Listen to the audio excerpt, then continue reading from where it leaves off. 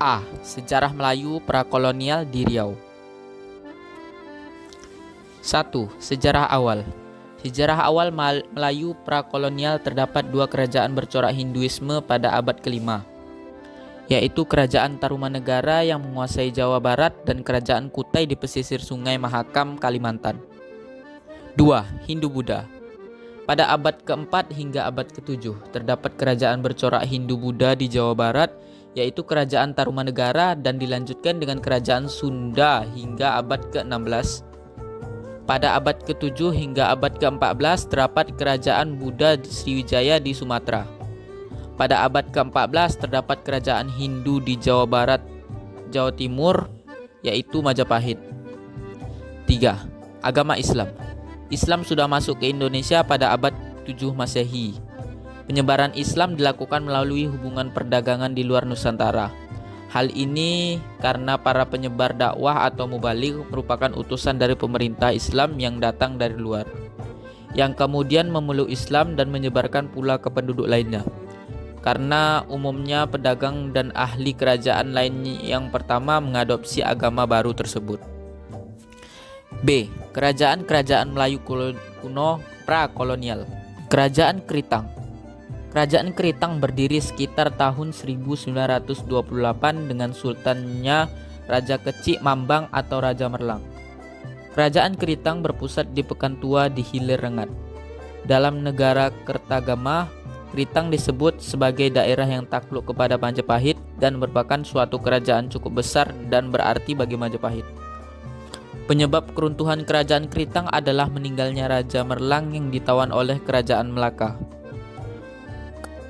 Kerajaan Indragiri.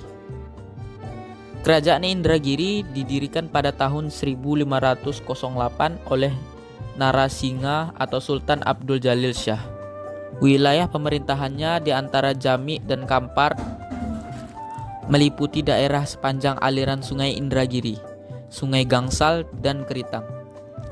Raja yang pertama adalah Raja Kecik Mambang pada tahun 1298 sampai 1337.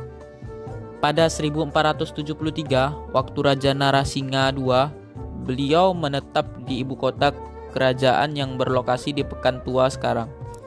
Pada tahun 1815, di bawah Sultan Ibrahim, ibu kota kerajaan dipindahkan ke Rengat. Pada masa ini juga Belanda mulai campur tangan terhadap kerajaan.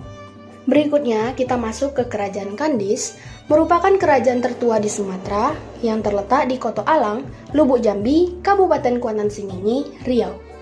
Berdiri pada tahun 1 Masehi, nenek moyang Lubuk Jambi diyakini berasal dari keturunan Waliullah Raja Iskandar Zulkarnain. Pada saat mencapai puncak kejayaan, muncullah kelompok yang ingin melakukan perlawanan dan mendapat kekuasaan. Perang pun mulai bermunculan dan banyak kerajaan saling bermusuhan untuk memiliki wilayah yang lebih luas. Bukti-bukti peninggalan kerajaan Kandis yaitu: yang pertama, di Kampung Betung, Lubuk Jambi ditemukan 2 lempeng emas yang beraksara Jawa kuno dan berbahasa Sanskerta. Yang kedua, bekas penambangan emas yang disebut tambang titah. Yang ketiga, potongan arca sebesar botol. Yang keempat, mantra berbahasa Sanskerta yang ditulis pada kepingan emas.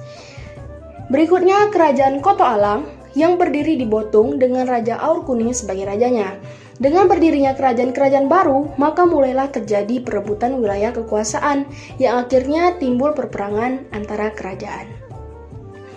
Berikutnya yaitu Kerajaan Sriwijaya, merupakan kerajaan Buddha yang berdiri pada abad ke-7. Bukti-bukti sejarah Kerajaan Sriwijaya yaitu dari berita Arab diketahui bahwa pedagang Arab melakukan kegiatan perdagangan di Kerajaan Sriwijaya.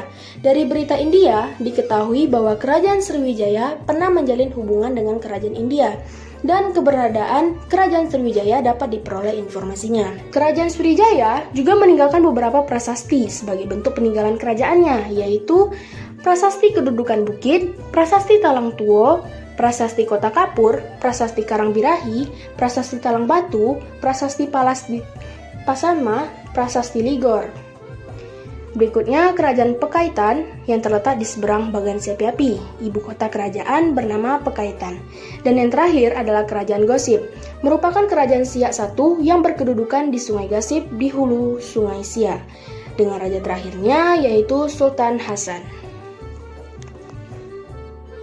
Sejarah Melayu Islam era kolonial di Riau.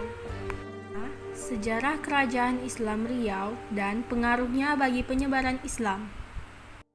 Kesultanan Indragiri terletak di Kabupaten Indragiri Hilir dan Indragiri Hulu, Riau. Berdiri pada tahun 1298. Didirikan oleh Raja Kecik Mambang atau Raja Merlang, tumbuh menjadi kerajaan bercorak Islam pada abad ke-15. Kerajaan Kampar. Kesultanan Pelalawan atau kerajaan terletak di Kabupaten Pelalawan, Riau. Periode pemerintahnya dibagi menjadi dua, yaitu periode pra-Islam dan periode pasca-Islam. Kerajaan ini eksis dari tahun 1380 sampai 1946. Pada masa pemerintah Syarif Harun, kerajaan Pelalawan mengalami Kerajaan Gunung Sahilan. Kerajaan Gunung Sahilan berdiri sendiri sebagai kerajaan berdaulat setelah runtuhnya kerajaan Pagaruyung akibat Perang Paderi pada abad ke-18. Sistem adat istiadatnya mengikuti sistem adat kerajaan Pagaruyung yang dipengaruhi oleh ajaran Islam.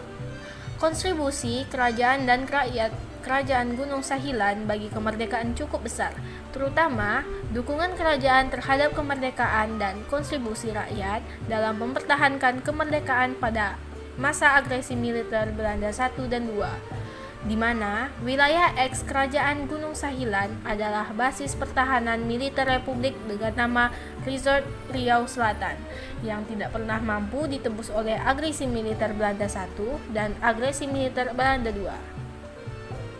Pemerintah tertinggi di tangan raja yang menguasai adat atau pemerintah dan ibadat atau keagamaan. Gelar raja, tengku yang di Pertuan Besar. Gelar raja ibadat, tengku yang di Pertuan Sati. Kerajaan Rokan. Kerajaan Rokan berdiri pada abad ke-14 Masehi dan berpusat di Kota Lama, Rokan.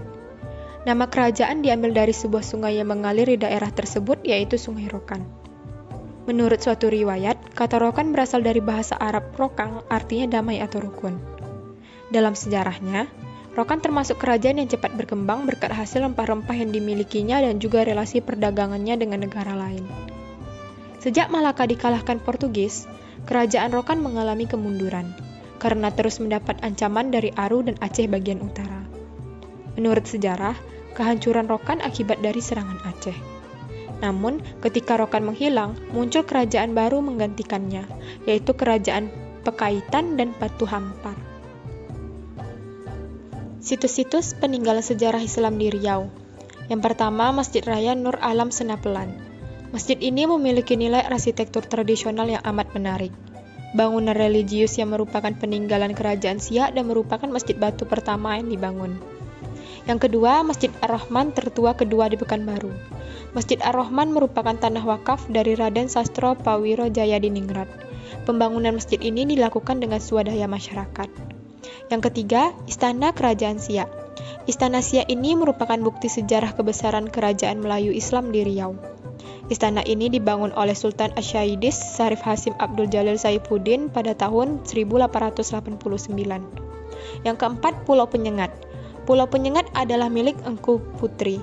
Di kompleks ini terdapat pula makam tokoh-tokoh terkemuka kerajaan Riau. Yang kelima, makam Raja Haji. Raja Haji yang di Pertuan Muda Riau IV adalah pahlawan Melayu yang amat termasyhur.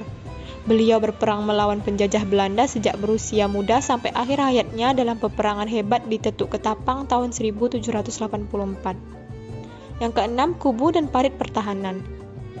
Di Penyengat terdapat kubu dan parit pertahanan kerajaan Riau dalam peperangan melawan Belanda tahun 1782 sampai 1784. Kubu-kubu ini terletak di Bukit Penggawa. Kolonisasi bangsa asing di Riau dan jejak artefaknya. Letak geografis Malaka sangat strategis karena menjadi jalan silang antara Asia Timur dan Asia Barat. Daerah-daerah yang berada di bawah pengaruhnya kebanyakan terletak di Sumatera.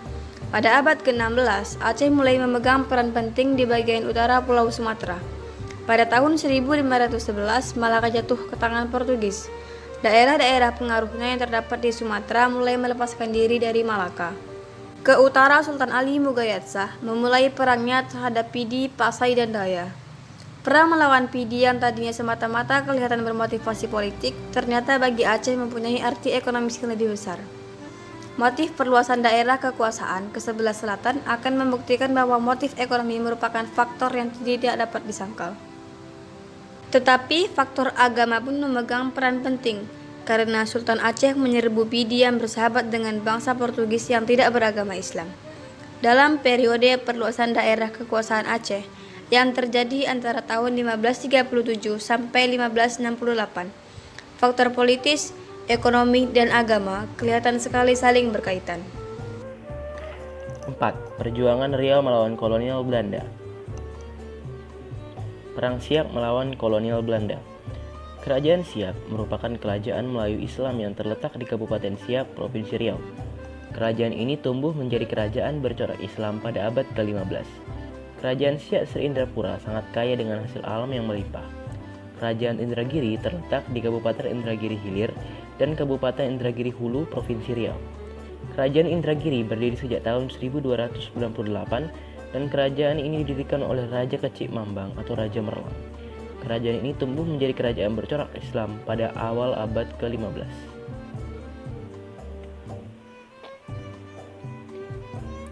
Tahun 1751, perang berkobar melawan VOC. VOC berusaha memutus jalur perdagangan menuju Siak. VOC mendirikan benteng pertahanan di sepanjang jalur yang menghubungkan Sungai Indragiri, Kampar sampai Pulau Guntung yang berada di muara Sungai Siak. Rakyat Siak melawan, tetapi benteng VOC berlapis-lapis sehingga sulit tembus. Melihat situasi yang demikian itu, kedua panglima perang Siak menyerukan pasukannya untuk mundur. Sultan Siak mengatur siasat baru. Disepakati bahwa VOC harus dilawan dengan tipu daya. Perundingan damai diadakan di loji di Pulau Guntung. Pada saat perundingan baru mulai, justru Sultan Siak dipaksa untuk tunduk kepada pemerintah VOC. Sultan segera memberi kode pada anak buah dan segera menyergap dan membunuh orang-orang Belanda di loji itu. Loji segera dibakar dan rombongan Sultan Siak kembali ke Siak dengan membawa kemenangan, sekalipun belum berhasil mengenyahkan VOC dari Malaka. Perang melawan kolonial Belanda 1725 hingga 1946. Terjadi pertikaian berkepanjangan di Johor, menyebabkan kerajaan Pelalawan melepaskan diri dari kekuasaan Johor. Sultan Syarif Ali yang berkuasa di Siak menuntut agar kerajaan Pelalawan mengakui kerajaan Siak sebagai yang dipertuan. Maharaja Lela kedua menolaknya dan memicu serangan ke Siak ke Pelalawan pada tahun 1797 dan 1798. Perjuangan Tuanku Tambusai melawan kolonial Belanda. Perjuangannya dimulai di daerah Rokan Hulu dan sekitarnya dengan pusat benteng di Dalu-Dalu. Kemudian ia melanjutkan perlawanan ke wilayah Natal. Pada tahun 1823, setahun setelahnya, Tuanku Tambusai didaulat sebagai pemimpin pasukan di Dalu-Dalu, Labuk Sikaping, Padang Lawas, Angkola, dan Mandailing. Dalam usia yang belia itu, Tuanku Tambusai dan pasukannya berhasil menghancurkan benteng Belanda Fort Amerongen. Pada Oktober 1837, melalui tipuan perundingan, Belanda menangkap Tuanku Imam Bonjol. Dengan demikian, salah satu kekuatan Padri berhasil mereka tundukkan. Sesudah Bonjol jatuh, peranan Tuanku Tambusai semakin menonjol. Tuanku Tambusai memperkuat pertahanan di Dalu-Dalu. Belanda mengerahkan kekuatan yang cukup besar untuk merebut benteng pertahanan. Sejak pertengahan Desember 1838, benteng Dalu-Dalu dihujani dengan tembakan meriam. Pada tanggal 28 Desember 1838, setelah melalui pertempuran yang melelahkan dan menimbulkan banyak korban, benteng ini jatuh ke tangan Belanda. Namun, Tuanku Tambusai berhasil meloloskan diri lewat pintu rahasia. Dia mengungsi dan wafat di Seremban, Negeri Sembilan, Malaysia pada tanggal 12 November 1882. Perlawanan rakyat Reteh. Reteh merupakan wilayah kekuasaan Kerajaan Melayu Riau yang terletak di panjang Sungai Gangsal. Belanda memecat Sultan Mahmud Fazar Shah dan mengangkat Sultan Sulaiman sebagai Raja Kerajaan Melayu Riau pada tahun 1857.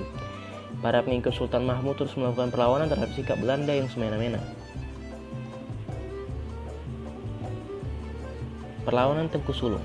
Tengku Sulung ada seorang pejuang kemerdekaan yang memfokuskan perlawanannya terhadap kolonial Belanda di daerah Reteh atau Sungai Batang.